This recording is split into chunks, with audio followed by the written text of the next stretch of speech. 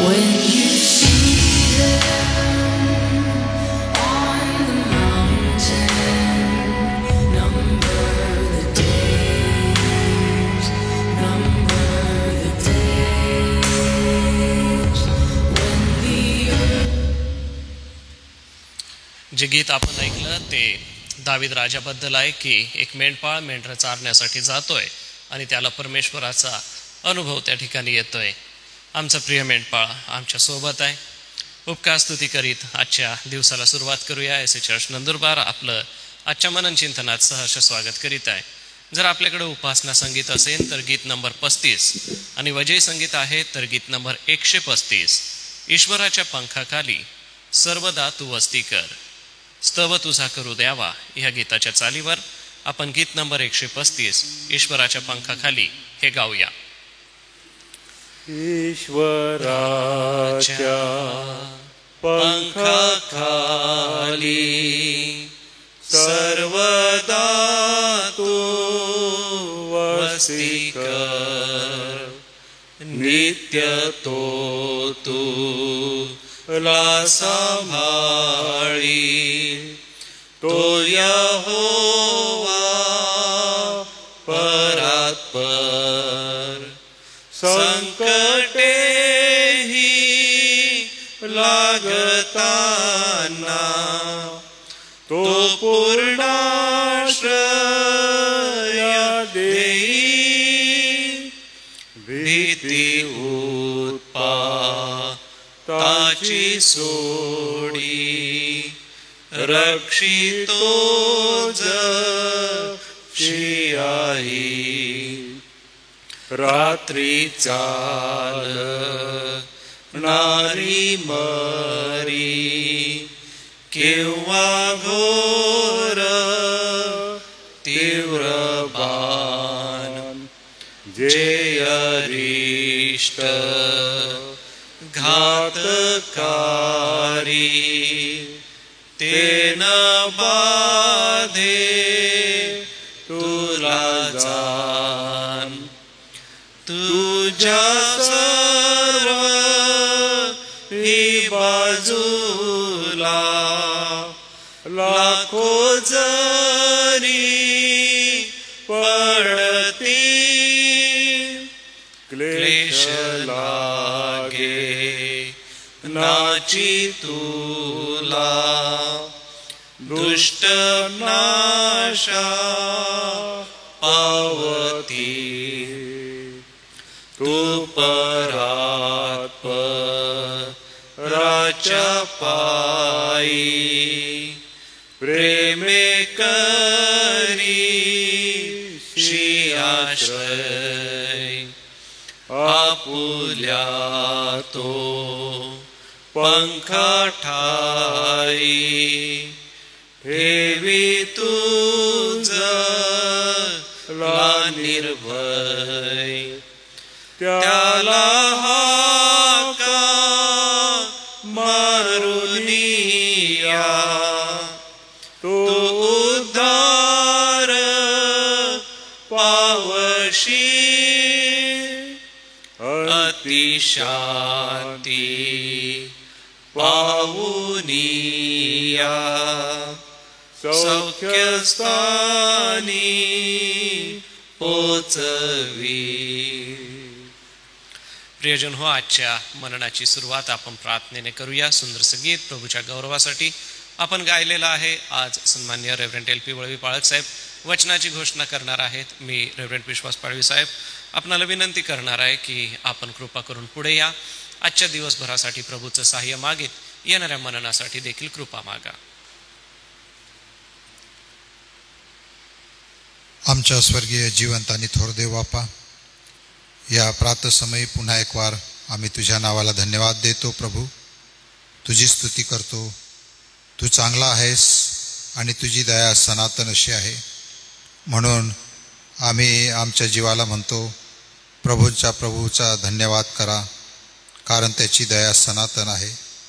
देवांच्या देवाचा धन्यवाद करा, कारण त्याची दया सनातन आहे.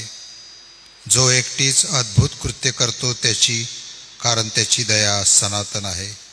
जोलिनांवर दया करीतो, गोरगरिबांना खाव्यास अन्न देतो, वाकल्यांना उभे करीतो, असा तो परमेश्वर आणि त्याची दया सनातन आहे. होय प्रभुदेव बाप्पा, आजच्या दिवशी पुन्हा एकदा आम्हा पामरावर तू आपली दया दाखवलीस आणि प्रभुदेव बाप्पा तू आम्हाला या ठिकाणी एकत्र केलंस, यासाठी की देव बाप्पा आम्ही सर्व मिळून तुझी भक्ती करावी, तुझी आराधना करावी, तुझी स्तुती करावी, तुझं गीत गावं, तुला उंचवावं प्रभुदेव बाप्पा. एवढंच नव्हे तर तुझी वचनं जी प्रभू आमचा जीवनाचा आधार आहे, आम्हाला सामर्थ्य आणि बळ देणारी आहेत, परमेश्वर कसा आहे याचं प्रगटीकरण करणारी आहेत, आणि ती वचनं प्रभू आमच्या कानावर पडावी यासाठी प्रभू तू आम्हाला आज पुन्हा एकदा संधी दिलीस, म्हणून तुझे आभार मानतो. जे तुझे दास प्रभू रेव्हरंट लाजरस वळवी तुझ्या वचनातून तुझ्या वचनाची सेवा करत असताना देव बापा त्यांचं तू सहाय्य हो, आणि त्यांच्याकडून येणारं वचन आम्हा सर्वांसाठी पुन्हा एकदा नवीन जीवन देणारं, नवीन सामर्थ्य देणारं, आमच्या जीवनामध्ये प्रभू ज्या उणिवा आहे ते दाखवणारं, आत्मपरीक्षण करणारं असं असावं, म्हणून आम्हा सर्वांवर तुझी कृपा असू दे. आजची ही लहानशी भक्ती आराधना प्रभू येशूच्या नावामध्ये तू आशीर्वादित कर. येशूच्या नावाने ही प्रार्थना केली म्हणून तू ऐक. आमेन.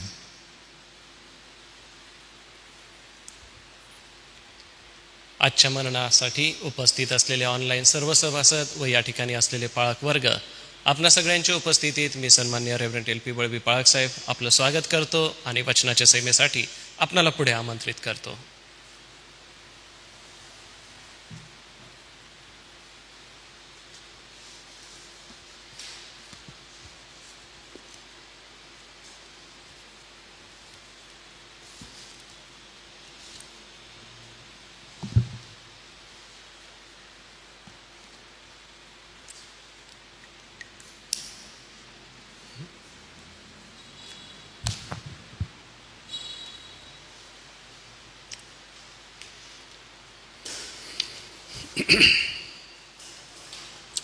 आजच्या मननासाठी आपण स्तोत्र 12 या वचनावर आम्ही आज मनन चिंतन करणार आहोत.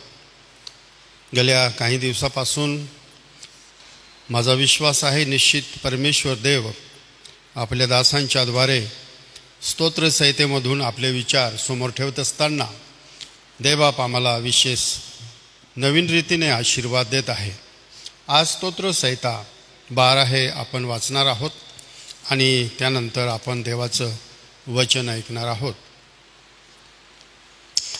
दुष्टाविरुद्ध सहाय्याची याचना मुख्य गवयासाठी 8व्या मद्र स्वराचे गायचे दाविदाचे स्तोत्र आहे. हे परमेश्वरा सहाय्य कर, कारण कोणी भक्तिमान उरला नाही. मानव जातीतले विश्वसनीय लोक नाहीसे झाले आहेत. ते एकमेकाशी असत्य भाषण करतात. ते दुपट्टीपणाने खुशामतीचे शब्द बोलतात. खुशामत करणारे सर्व ओठ, हुशारकी मारणारी जीभ परमेश्वर कापून टाकू. ते म्हणतात की आम्ही जीवेने प्रबळ होऊ. आमचे ओठ आमचेच आहेत. आमचा धनी कोण? परमेश्वर म्हणतो, दिनावरील जुलमामुळे व कंगालांच्या उश्वासामुळे मी आता उठलो आहे. ज्या आश्रयाचा सोस त्याला लागला आहे त्यात मी त्याला सुरक्षित ठेवीन. परमेश्वराची वचने शुद्ध वचने आहेत. भट्टीत 7 वेळा शुद्ध करून जमिनीवर मुशीत ओतलेल्या रुपयासारखी ती आहे. हे परमेश्वरा, तू त्यांना सांभाळशील. या पिढीपासून तू त्यांचा कायमचा बचाव करशील. मानवजातीत नीचत्वाला उच्च पद प्राप्त झाले आहे, म्हणजे दुर्जन चोहोकडे मिरवत चालतात. प्रार्थना करू आपण 2 शब्द.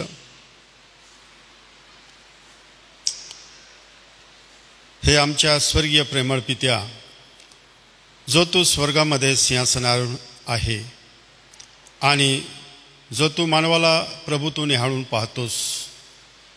मानवाच्या जीवनवर्तन क्रमाकडे तुझं लक्ष आहे.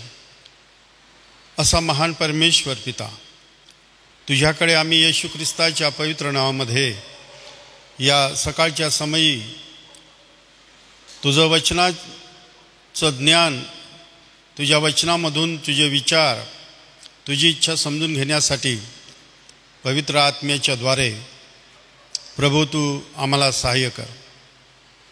जो कोणी आज हे तुझं वचन ऐकणार आहेत त्या प्रत्येक व्यक्तीला या वचनाची योगे तू एक नवीन प्रकाश त्यांना द्यावा आणि या वचनाची योगे आम्ही सर्व आशीर्वादित व्हावे. या वचनाच्या सेवेसाठी मला लागणारी कृपा आणि पवित्र आत्म्याचं सहाय्य आणि सामर्थ्य प्रभू तू पुरीव. माझ्या अशक्त देहाला प्रभू तू स्पर्श कर. तुझ्यापासून येणारे विचार केवळ तुझे विचार आणि तुझी इच्छा ही प्रगट होऊ दे, यासाठी की प्रभू आमच्या जीवनामध्ये आम्हाला एक नवीन दिशा, नवीन आकार आम्हाला मिळेल आणि आमचं जीवन तुझ्या गौरवाच्या दिशेने आमच्या जीवनाची वाटचाल असावी, अशी माझी प्रार्थना विनंती आहे. पवित्र आत्म्या तू उत्तम शिक्षक आहे आणि तू सहाय्य आणि मदत कर. कृपा पुरीव प्रभू, ही विनंती प्रभू येशूच्या नावात मागतो म्हणून तू ऐक. आमेन. मला सुरुवातीला वाटलं की मला 11व्या स्तोत्रावर बोलावं लागेल. त्यावेळेस मी दोन्ही स्तोत्रांचा विचार केला. त्यावेळेस मला काही विचार मी काढले. स्तोत्र 11मध्ये मी काही जे विचार काढले होते त्यामध्ये 3 प्रमुख गोष्टी मी आपल्यासमोर ठेवू इच्छितो आणि नंतर आपण 12व्या स्तोत्राकडे आपण जाणार आहोत. स्तोत्र 11मध्ये विश्वासाचे 3 पैलू स्तोत्रकर्तामध्ये आम्हाला पाहायला भेटत आहे. पहिली गोष्ट आम्हाला पाहायला भेटते ती ही की स्वरक्षणासाठी धावत जाणारा विश्वास. स्वरक्षणासाठी धावत जाणारा विश्वास हे स्तोत्रसंहिता 11मध्ये पहिली गोष्ट मी काढली होती. दुसरा जो विचार काढला होता तो जीवनातील जीवनामध्ये जे कसोट्या किंवा परीक्षा येतात देवाच्या हेतूनुसार असतात असा मानणारा विश्वास. जे आमच्या जीवनामध्ये जे काही परीक्षा, काही घटना आमच्या जीवनामध्ये होतात त्यामध्ये दैवी हेतूनुसार असतात असा मानणारा विश्वास हा स्तोत्रसंहितामध्ये 11मध्ये मी मननामधून काढला होता.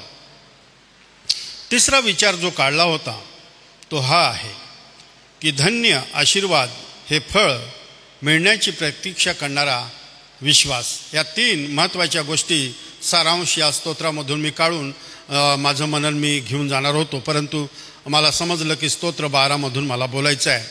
स्तोत्र 12मध्ये आम्हाला एक दिसतं की देवाच्या वचनाला योग्य प्रतिसाद देणारा विश्वास. देवाच्या वचनाला योग्य प्रकारे प्रतिसाद देणारा विश्वास. आता आम्ही पाहतो या ठिकाणी शब्दयुद्ध आम्हाला पाहायला भेटत आहे. स्तोत्र 12मध्ये शब्दयुद्ध आहे आणि या ठिकाणी जिभेमुळे होणारे जे पातके आहेत त्यांचा प्रभाव किती मोठा आहे, त्याचा परिणाम किती मोठा भयंकर आहे आणि मनुष्याला या ठिकाणी फार गंभीरपणे विचार करण्याची गरज आहे. या ठिकाणी असं म्हटलं या स्तोत्रामध्ये 2 शब्दांचा समतोल स्तोत्रकर्त्याने साधलेला आहे. दाविदावर चोहूबाजूनी खोटेपणाचे आरोप केले जात होते. तोंडपुजेपणा आणि दुप्पटीपणाचे शब्द ऐकून दाविदाला येत आहे. हे जिभेचे होणारे पातके आहे आणि 4 बाजूनी या परिस्थितीमध्ये दावीद सापडलेला आहे. आज आम्ही पाहतो की हे जे शब्द वापरलेले आहे या शब्दामध्ये जे दुपट्टीपणा किंवा खोटेपणाचे, तोंडपुजेपणा हे जे लोक आहे यांच्या जीवनामध्ये कधीच सत्याचा लवलेश नसतो. सत्य त्यांच्या जीवनामध्ये, धार्मिकता त्यांच्या जीवनामध्ये नसते. परंतु ह्या जे लोकांचे जे बोलणं आहे, या लोकांचे जे विचार आहे ते लोकांसमोर असे मांडतात की लोकांना जे प्रिय आहे, लोकांना जे पसंत पडेल, लोकांना जे आवडेल त्या पद्धतीने ते लोक बोलतात. आणि दाविदाला शाऊलाच्या दरबारामध्ये अशा लोकांचा अनुभव आला असेल त्याच्या संपूर्ण जीवन कार्यामध्ये की खुशामत करणारे, मनुष्याला संतुष्टी होईल, मनुष्याला समाधान होईल, परंतु ते वास्तविक सत्यापासून दूर असतात. आज समाजामध्ये सर्व ठिकाणी या अशा लोकांचा भरणा अधिक आहे. मनुष्याला संतुष्ट करणं, मनुष्याला आनंदित करणं आणि मूळ उद्देशापासून भटकून जाणं आणि दुपट्टीपणाचे जे शब्द आम्ही पाहतो की दाविदाच्या जीवनामध्ये आम्हाला पाहायला भेटत आहे की हे शब्द त्याला ऐकू येतात आणि त्याचा गंभीर परिणाम त्याच्या जीवनामध्ये होतो. पहा, वारंवार आपल्या जीवनामध्ये अशा प्रकारच्या संघर्षाला आम्ही सामोरं जातो. खोट्या प्रकारचे आरोप आणि लोक कोणत्या प्रकारचं विचार न करता अशा प्रकारचे गंभीर आरोप ज्यावेळी ठेवले जातात त्यावेळेस मनुष्यासमोर दोन पर्याय असतात. एक तर त्या मनुष्याला किंवा त्या शब्द प्रहाराला तोंड देणं आणि त्यांच्या पद्धतीने आपण त्याला समोर जाणं, कारण मनुष्य या शब्दामुळे विचलित होतो आणि भलतीकडे त्याला भटकायचा धोका असतो. हे एक चित्र आमच्या समोर येतं. अशा गोष्टींचा भयानक परिणाम आहे. नवीन करारापर्यंत आम्ही पाहतो याकोबाच्या पत्रामध्ये जिभेमुळे होणारे भयंकर पापाचे परिणाम दाखवलेले आहे. शरीरातील सगळ्यात लहानसा अंग आहे, परंतु सगळ्यात मलिन करणारा अवयव आहे. आणि अशा प्रकारचं हा जो याकोब आम्हाला नवीन करारामध्ये जिभेच्या पापामुळे होणारे अनर्थ याविषयी देखील आम्हाला सांगतो. जुन्या करारामध्ये एक नीतिमान मनुष्य, एक धार्मिक मनुष्य, त्याच्या जीवनामध्ये या गोष्टीमुळे झालेला प्रभाव तो या ठिकाणी सांगतो की एक तर या लोकांना त्यांच्या पद्धतीने आम्ही सामोरं जावं आणि त्या पद्धतीने आम्ही मार्ग काढावा, त्या पद्धतीने आम्ही फेस करावं, हा एक पर्याय असतो मनुष्यासमोर. आणि त्यामुळे भलतीकडे देवाच्या मूळ सत्यापासून, हेतूपासून ढळून जायचा धोका असतो. पण दुसरा पर्याय काय असतो मनुष्यासमोर, की अशा स्थितीमध्ये देवाच्या वचनावर अवलंबून राहणं. ज्या समाजामध्ये नीतिमूल्यांचा ऱ्हास झालेला आहे, कोणत्याही क्षणी समाज बदलतो, त्याचे स्वरूप बदलते, त्यांच्यामध्ये आत्मिकतेची लवलेश नाही, विश्वास नसतो, ढासळलेल्या मूल्यावर सापडलेला समाज आहे त्या काळात आणि या काळामध्ये देखील. आणि अशा स्थितीमध्ये या अशा भयंकर स्थितीमध्ये दाविदासमोर हा प्रश्न आहे की मी काय करावं. तेव्हा त्याच्या समोर देवाच्या वचनाचं वास्तविक जे एक सत्य, त्यावर तो आपलं जीवन उभं करण्याचा अगदी प्रयत्नशील असतो. या परिस्थितीमध्ये त्यांच्या या शब्दप्रहारामुळे, त्यांच्या या वाचाळतेमुळे, शास्त्र म्हणतं जिथे वाचाळता अधिक आहे तिथे पापाला तोटा नाही. आणि अशा प्रकारची लोकांची भरमार होती. अशा परिस्थितीमध्ये दाविदाच्या जीवनावर परिणाम झाला आणि त्याने विचार केला काय करावं. आणि अशा स्थितीमध्ये स्तब्ध राहणं हा उत्तम पर्याय पवित्र शास्त्र आम्हाला देत आहे. स्तब्धतेचं जे महत्त्व पवित्र शास्त्रामध्ये आम्हाला पाहायला भेटत आहे ते आम्ही नवीन करारामध्ये देखील पाहतो, येशूच्या जीवनामध्ये देखील पाहतो. ही स्तब्धता आम्ही येशूच्या जीवनामध्ये पाहतो. सर्व प्रकारच्या लोकांनी खोटे दोष, खोटे आरोप ठेवले, परंतु येशू स्तब्ध होता. त्या परिस्थितीमध्ये येशूची शब्दता ही एक फार आध्यात्मिक प्रभाव टाकणारी होती. आणि अशा स्थितीमध्ये स्तब्ध राहणं फार कठीण असतं बरं का. अशा स्थितीमध्ये आम्हाला समजतं वास्तविक माझं जीवन तसं नाही, वास्तविक माझ्या जीवनात परिस्थिती तशी नाही. आणि या शब्दाच्या या प्रभावामुळे एक जो विपरीत परिणाम माझ्या मनावर, माझ्या जीवनावर होत आहे, त्या ठिकाणी स्तब्ध राहणं फार अवघड गोष्ट असते. परंतु पवित्र शास्त्र आम्हाला सांगतं तुम्ही स्तब्ध राहा. देवाचं सत्य बदलत नाही, देवाचं वचन बदलत नाही. त्या सत्यावर तुम्ही एक अढळ ठेवा, त्या वचनावर तुम्ही स्थिर उभे राहा आणि त्या ठिकाणी तुम्हाला या सर्व गोष्टीवर तुम्हाला उपाय मिळेल. आणि आम्ही पाहतो की कोणत्या क्षणी हा बदललेला समाज, त्याचं स्वरूप बदलतं. आत्मिकता नाही, आत्मिकतेचा लवलेश नसतो, विश्वास नसतो. ढासळलेल्या मूल्यावर सापडलेल्या समाजाच्या अनितीवर दाविदाला समजलं प्रार्थना हाच एक उपाय आहे. प्रार्थना हाच एक उपाय आहे. देवाचं वचन हाच एक प्रभावी पर्याय आहे. आणि या दिशेने दाविदाने जाण्याचा निश्चय केलेला आहे. आणि असे लोक फसवणूक करण्याचा त्यांचा उद्देश असतो. हे अशा लोकांचा जो प्रभाव असतो किंवा अशा प्रकारचे जे समाजामध्ये अवतीभोवती अशा प्रकारच्या लोकांचा जो प्रभाव असतो त्यांचा केवळ उद्देश हा असतो फसवणुकीचा, तो एक प्रकार असतो. त्यांचं भाषण हे कपटी असतं. आणि अशा स्थितीमध्ये या ठिकाणी एक धार्मिक मनुष्य एक होरपळून निघतो. धार्मिक मनुष्य कसाच लागतो. धार्मिक मनुष्याच्या जीवनामध्ये, नीतिमान माणसाच्या जीवनामध्ये त्याला फार क्लेश होतात, फार विपरीत परिणाम, आणि यामुळे तो त्याच्यापासून वाहवत जाण्याचा धोका निर्माण होतो.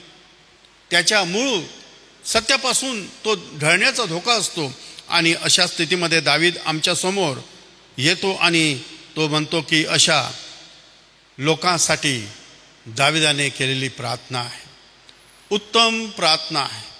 या लोकांसाठी कशा प्रकारची प्रार्थना आहे की अशा लोकांच्या या व एक दैवी न्यायदंड यावा.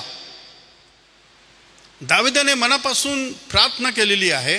दैवी न्यायदंड, न्यायाची तीव्रता, न्यायाची गंभीरता आम्ही या ठिकाणी पाहतो. दाविदाने या ठिकाणी प्रार्थना केलेली असं आम्हाला सांगतो. या ठिकाणी हे लोक सक्रिय असतात सदैव. हे लोक सदैव सक्रिय असतात आणि त्यांच्या जीवनामध्ये आम्ही आरंभीच पाहिलं की दुष्टतेचा फार प्रभाव असतो आणि याचा परिणाम फार भयानक असतो. परंतु दावीद जेव्हा प्रार्थनेचे योगे आणि देवाच्या वचनाची योगे ज्यावेळेस देवाच्या सत्याकडे वळतो तेव्हा त्याला समजलं मानवी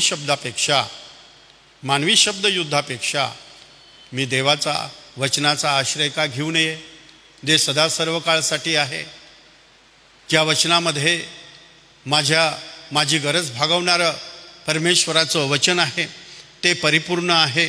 आणि या दुष्टतेच्या प्रभावाला घालवून देण्यासाठी देवाचं वचन प्रार्थनेची योगे हेच एक उत्तम मार्ग आहे, हे दाविदाला समजलेलं आहे. आणि या 12व्या स्तोत्रामध्ये मानवी स्वभावाचे एक भयानक चित्र आम्हाला दिसतं आहे.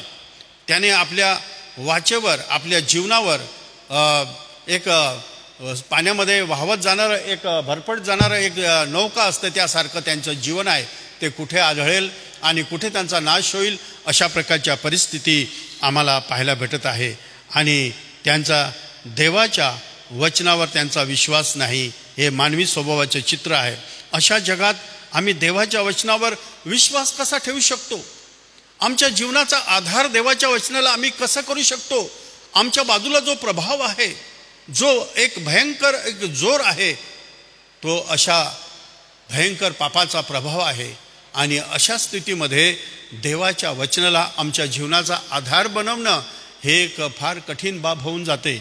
आज पण तुम्ही 2 पेत्राचं तुम्ही जेव्हा पहिल्या अध्यायामध्ये 3 पासून पुढे वाचा तेव्हा आम्हाला सांग जगाची मलिनता किती भयानक असते याचं चित्र पेत्राने देखील वर्णन केलेलं आहे. तो म्हणतो की उचंबूळ येणारी सर्व प्रकारची मलिनता, आणि हे चुकवायचं असेल तर तुम्हाला देवाच्या वचनाकडे वळावं लागेल. देवाच्या वचनामधून येणारं सामर्थ्य आम्हाला घ्यावं लागेल. देवाच्या वचनाला आपलं मन, आपले विचार, आपल्या भावना केंद्रित करावं लागेल, तर आम्हाला देवाच्या वचनामधून येणारं सामर्थ्य आम्हाला मिळणार आहे. आणि तो देवाला देवी मदत मिळण्यासाठी देवापुढे हात पसरवतो. तो मनुष्याकडून येणारं सहाय्य हे व्यर्थ आहे, त्याला समजलं देवाचं कडून येणारं मला सहाय्य उत्तम आहे. ते प्रार्थनेचे योगे देवाच्या वचनामधून देव त्याचं सहाय्य मला पुरवणार आहे. आणि त्याला या ठिकाणी विश्वास ठेवण्यासाठी त्याला एक आतून धैर्य त्याला मिळतं आहे. धैर्य. अशा स्थितीमध्ये मनुष्य निराश होतो, अशा स्थितीमध्ये मनुष्य खचून जातो, भयभीत होतो. ही स्थिती वास्तविकता आहे त्या काळात आणि आजच्या काळामध्ये देखील. जेव्हा विनाकारण ही परिस्थिती आमच्या समोर येऊन उभी राहते तेव्हा आम्हाला आश्चर्य वाटतं. आमचे मन, आमचे विचार, भावना अतिशय खेदित होतात आणि परमेश्वरासमोर पुष्कदा नीतिमान धार्मिक मनुष्य देवाचा अभिषिक्त रडतो, एकांतामध्ये परमेश्वरासमोर रडतो आणि तो देवाला सांगतोय, परमेश्वरा, हे जे काही होत आहे ते वास्तविक नाही आणि याचा परिणाम माझ्या जीवनामध्ये होत आहे. मला वाहून जाण्याचा धोका आहे, मी तुझ्या सत्यापासून ढळण्याचा धोका आहे, मला सहाय्य दे. आणि दावीद राजा अशा स्थितीमधून खरंच गेलेला आहे. दीर्घ समय, काही समयापुरतं नाही, दीर्घ समय संघर्ष. एका धार्मिकाच्या जीवनामध्ये दीर्घ समय संघर्ष असतो आणि जसं ऊस पिळावा तसा तो पिळून निघतो. अशा स्थितीमधून आज पण धार्मिकाला जावं लागत आहे. एक उघड संघर्ष असतो आणि एक आत्मिक संघर्ष असतो. हे दोन्ही संघर्ष आमच्या जीवनामध्ये आहे. ते आम्हाला कधी सोडून जाणार नाही. जोपर्यंत आमचं अस्तित्व या भूतलावर आहे तोपर्यंत हे संघर्ष आम्हाला करावं लागणार आहे. परंतु त्या अशा स्थितीमध्ये दावीद राजा आमच्यासमोर एक उत्तम पर्याय आमच्यासमोर ठेवतो. तुम्ही देवाच्या वचनाला आपल्या जीवनासाठी आधार बनवा आणि प्रार्थनेची योग्य एक देवी मदत तुम्ही सतत मिळवा. आणि अशा स्थितीमध्ये त्या लोकांच्या शब्द कलहामुळे तुम्ही वाहत जाऊ नका. तुम्ही स्तब्ध राहा आणि परमेश्वराच्या समक्षतेमध्ये जा आणि तुम्हाला त्या ठिकाणी उत्तम अशा गोष्टी तुम्हाला अनुभवायला मिळतील. 3 आणि 4 मध्ये आणि त्यांचं असं म्हटलेलं आहे की गर्विष्ठांचं नाश होण्याचं एक भाकीत या ठिकाणी तो आम्हाला देतो. 3 आणि 4 मध्ये काय म्हणतो? खुशामत करणारे सर्व ओठ, खुशारकी मारणारी जीभ परमेश्वर कापून टाको. ते म्हणतात आपल्या जीवने आम्ही प्रबळ होऊ, आमचे ओठ आमचेच आहे, आमचा धनी कोण? पहा, अशा प्रकारचं हे लोक, हे दैहिक लोक असतात आणि हे प्रभावशाली असतात. आत्मिक मुलापेक्षा हे प्रभावशाली असतात. संत पौल देखील म्हणतो आत्मिक लेकरापेक्षा जे दैहिक प्रकारचे लोक असतात ते फार प्रभावशाली असतात. आणि अशा स्थितीमध्ये त्यांचं नाशाचं एक भाकीत 3 आणि 4 मध्ये देवाने उठावं. देवाला तो विनंती करतो, परमेश्वरा तुझ्या न्यायाची तीव्रता, तुझा न्याय त्यांच्यावर तू प्रगट कर. कार्यामध्ये धार्मिक होरपळून निघत आहे आणि हे लोक वाईट गोष्टी नवीन रीतीने खोदून काढतात. कसं त्यांच्यामध्ये, त्यांच्या विचारामध्ये, भावनेमध्ये या गोष्टी येतात, आम्हाला आश्चर्य वाटतं. आणि ते एक नवीन युक्त्या, नवीन गोष्टी शोधून काढतात आणि ते एकसारखे. परंतु स्तोत्रसंहिता 1 आणि 4 मध्ये आम्ही ज्यावेळेस पाहतो तेव्हा असे लोक भुशासारखे उडून जातात. देवाच्या वचनासमोर धार्मिकाने देवाच्या वचनाचा आधार केलेला आहे. प्रार्थना हे त्याचं देवाकडे सहाय्य मागण्याचं एक साधन आहे. आणि यामुळे आम्हाला समजतं की ते धार्मिकासमोर उभं राहू शकत नाही. हां, काही क्षण धार्मिकाच्या जीवनामध्ये या अग्नितुल्य परीक्षेमधून त्याला जावं लागतं. फार भयानक प्रकारचे हे तीक्ष्ण हत्यार आहे, त्याचं दुधारी हत्यार आहे. आणि यामुळे धार्मिक घायल होतात, धार्मिक निराश होतात. परंतु दुर्जनांचा शेवट आम्ही पाहतो स्तोत्र 1 आणि 4 मध्ये ते भुशासारखे जळून जातील. ते निष्क्रिय आहेत. मत्ते 12 आणि 36 यामध्ये ज्यावेळेस आम्ही पाहतो आम्हाला समजतं देवाचं वचन आम्हाला सांगत आहे तुमच्या प्रत्येक शब्दाचा हिशोब परमेश्वराला द्यावा लागणार आहे. म्हणून तुमचं बोलणं प्रभू म्हणतो होय तर होय असावं, नाही तर नाही. जे अधिक आहे ते वाईटापासून आहे. कारण आम्हाला आमच्या प्रत्येक शब्दाचा हिशोब आम्हाला देवासमोर द्यावा लागणार आहे.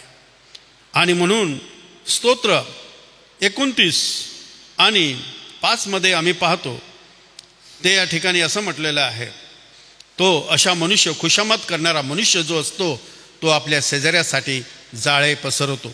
ज्याप्रमाणे फासेपारधी पक्षी पकडण्यासाठी जाळे पसरतो त्याप्रमाणे तो पाश मांडतो. पाश आकर्षक असतात पण त्याच्या आतमध्ये असलेला धोका आम्हाला कळत नाही.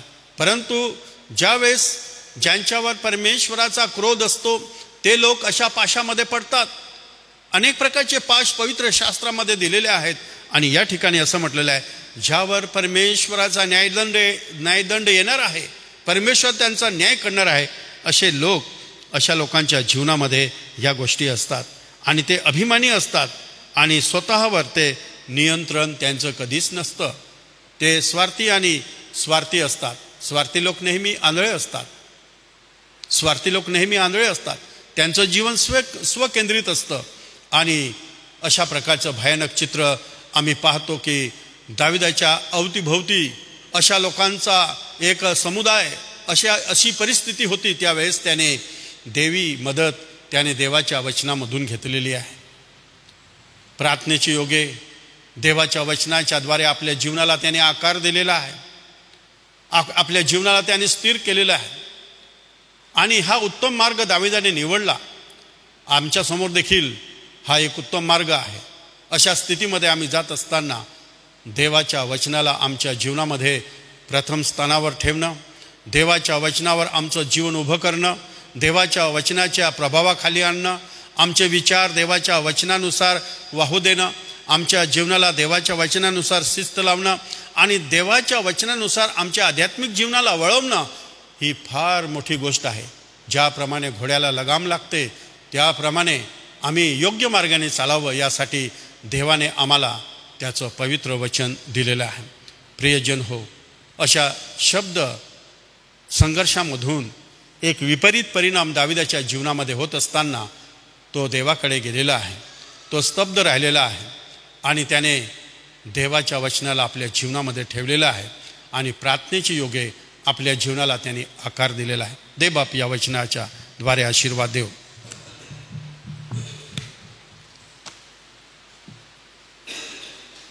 पवित्र वचनाच्या सेवेसाठी मी परमेश्वराला धन्यवाद देतो व रेव्हरंड LP वळवी पाळक साहेब आपला मनपूर्वक आभार मानतो आजच्या वचनाच्या सेवेसाठी.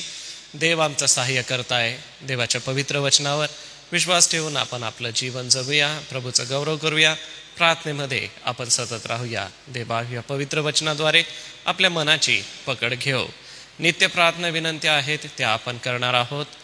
यासोबतच आज वासंती चव्हाण सिस्टर यांच्या आरोग्यासाठी प्रार्थना करूया. काल एक छोटंसं ऑपरेशन त्यांचं झालं, निम्स हॉस्पिटलमध्ये ते उपचार घेत आहेत. तर वासंती चव्हाण सिस्टरच्या आरोग्यासाठी आपण प्रभूकडे कृपा मागूया. सोबतच नित्य आपण आजारी प्रियांची आठवण करीत आहोत, त्यांची आठवण करूया. सगळ्यांच्या वतीने मी सन्माननीय डॉक्टर रेव्हरंड जी जयकर पाळक साहेब आपणाला विनंती करणार आहे की आपण पुढे येऊन प्रार्थना करावी. ज्यांचे जन्मदिवस आहे त्यापैकी आज सिला का बनसाली त्यांचा जन्मदिवस आहे. देवबाप त्यांना आशीर्वादित करू.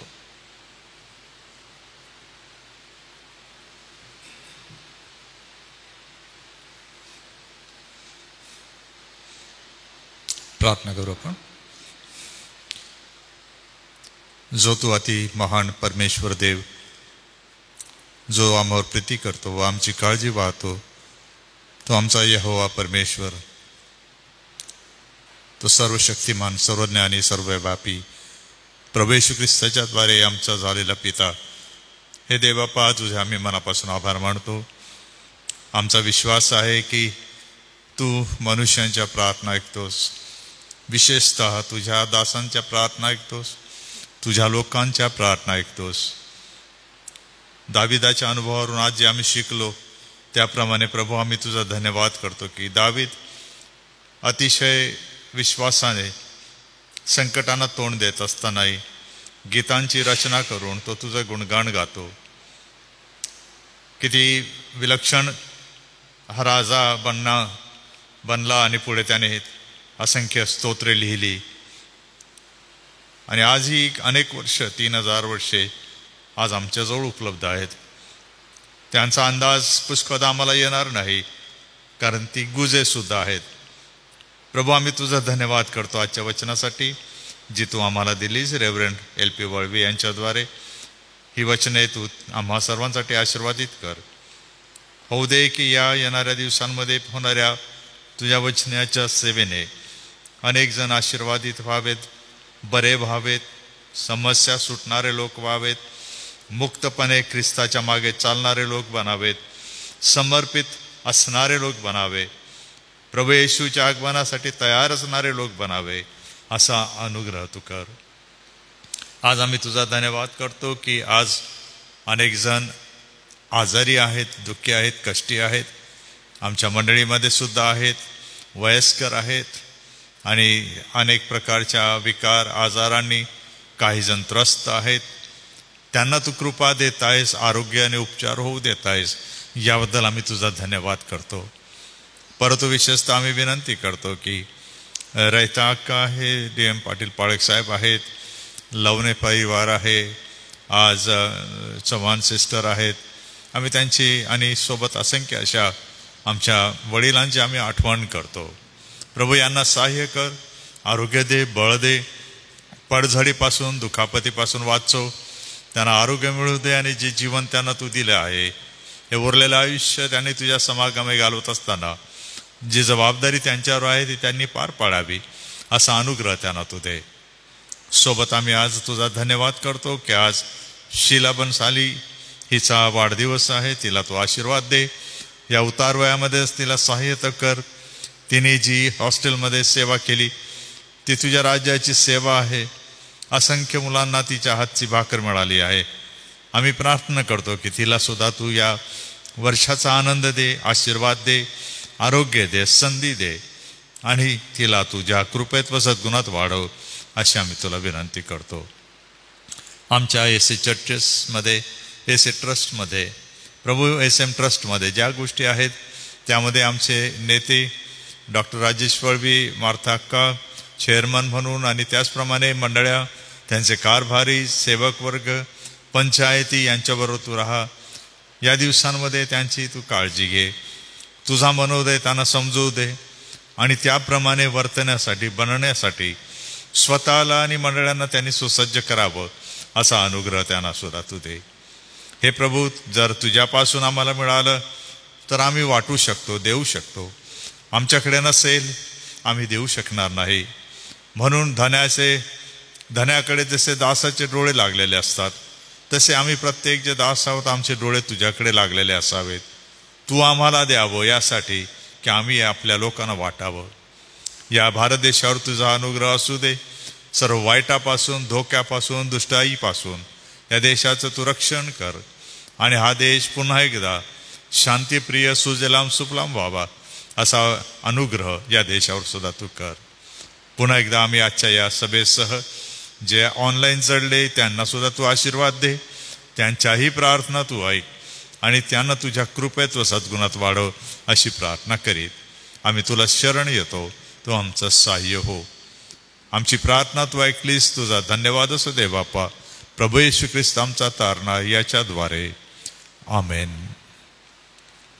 आपण प्रभूने शिकवलेली प्रार्थना म्हणू. त्यानंतर रेव्हरंड जयकृपाळ साहेब आपण आशीर्वाद द्यावा. हे आमच्या स्वर्गातील पित्या, तुझे नाव पवित्र मानले जावो, तुझे राज्य येवो, जसे स्वर्गात तसेच पृथ्वीवर. तुझ्या इच्छेप्रमाणे हो. आमची रोजची भाकर आज आम्हाला दे आणि जसे आम्ही आमच्या ऋणी सोडितो तसेच तू आमच्या ऋणी आम्हाला सोड आणि आम्हाला परीक्षेत आणू नकोस, तर आम्हाला सर्व वाईटापासून सोड. कारण की राज्य, सामर्थ्य आणि बळ ही सर्व काळ तुझीच आहे. आमेन. आता आपला तारणाऱ्या प्रभू येशू ख्रिस्ताची कृपा, देवजो बाप याची प्रीती आणि पवित्र आत्म्याची सहभागिता आपणा सर्व विश्वासणाऱ्यांबरोबर, सर्व दास आणि ऐकणाऱ्या सर्व भावा बहिणींबरोबर, देवाची मंडळी आणि इस्रायल राष्ट्र ह्याबरोबर आता आणि सदा सर्व काळ होत राहो. आमेन. ख्रिस्त पवित्र शांती सत्प्रीती शोभा सौंदर्य माझी या जीवनी